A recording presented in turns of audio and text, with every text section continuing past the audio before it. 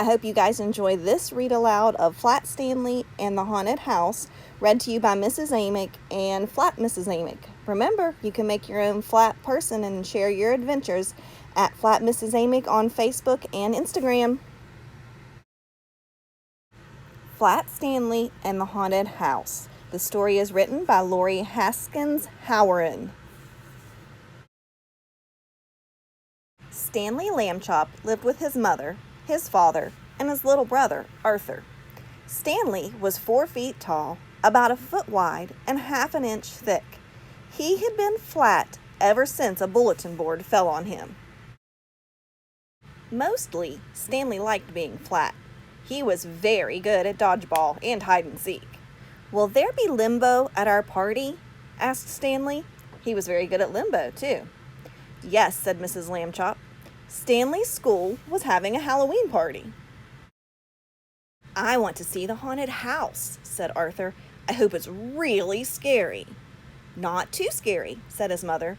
"There will be small children at the party." Mrs. Lambchop zipped up Arthur's monster costume. She had sewn it herself. "Perfect," she said. "Scary, but not too scary." Stanley put on his costume, too. It was a blueberry pancake. "You look good enough to eat," Mrs. Lambchop said. "Let's go." Arthur and Mrs. Lambchop got in the car. Mr. Lambchop tied Stanley to the roof rack. "All set, Stanley?" he asked. "All set," Stanley answered. The school gym was full of pirates and witches and fairies. "Hey, look!" Arthur said. "Hay is for horses, Arthur," Mrs. Lambchop told him. "I know," said Arthur. "Look!" A horse trotted by. "Oh," said Mrs. Lambchop. "Sorry, dear." "There's the haunted house," Arthur said to Stanley. They stood in line behind the horse. "What a clever costume," the horse's mother said to Stanley. "You look as flat as a pancake." At last, their turn came. "Come on," said Stanley. The boys stepped inside. "Boo!" yelled a ghost. "Arthur," said the ghost's sneakers looked like Coach Bart's. A werewolf howled. Then it sneezed. "Bless you," said the ghost politely to the werewolf. "This isn't scary at all," Stanley said. "Let's get out of here, Arthur." Outside, Arthur and Stanley saw a little boy crying. It was their neighbor, Martin Tibbs. "What's wrong?" asked Stanley. "Did the haunted house scare you?" "No," Martin sniffed.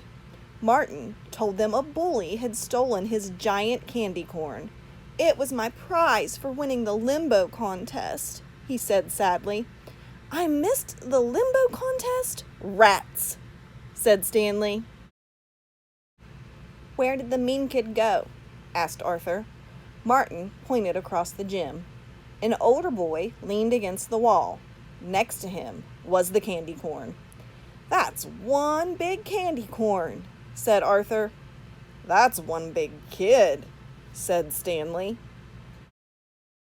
Stanley looked at Arthur's costume. "I have an idea," he said. "Make room for me, Arthur." Stanley took off his costume and slipped inside Arthur's. Then he whispered in Arthur's ear. "Great plan," Arthur said. "Just don't blink." Arthur walked over to the big kid.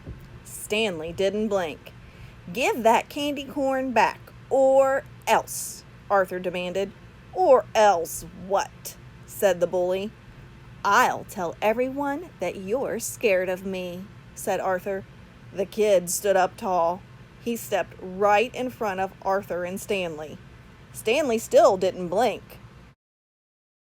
"Why should I be scared of you?" the bully growled. "I'm a two-headed monster," Arthur said. The boy pointed to Stanley's face. "Ha! That head is so fake," he said. Then Stanley blinked.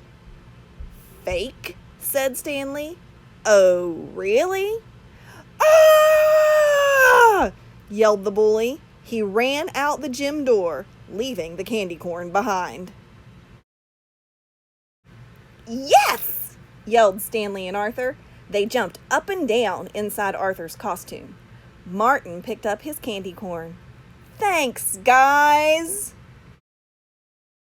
Uh-oh, said Arthur. Stanley turned around. Mr. and Mrs. Lambchop were standing behind them.